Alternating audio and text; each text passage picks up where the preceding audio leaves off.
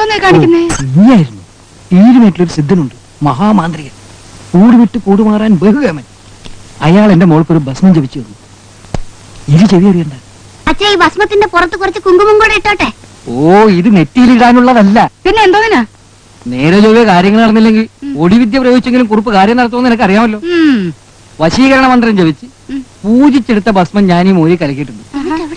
ഇതിലൊരല്പം മോള് കുടിക്കണം. എന്നിട്ട് തൊട്ടുരിയാടാതെ കൊച്ചുകൃഷ്ണന് കൊണ്ടുപോയി കൊടുക്കണം. പക്ഷെ കൊച്ചുകൃഷ്ണൻ ചേട്ടൻ കുടിച്ചില്ലെങ്കിലോ? എന്റെ പൊന്നു മോളെ എങ്ങനെയെങ്കിലും അവനെ കൊണ്ട് ഇത് കുടിപ്പിക്കണം.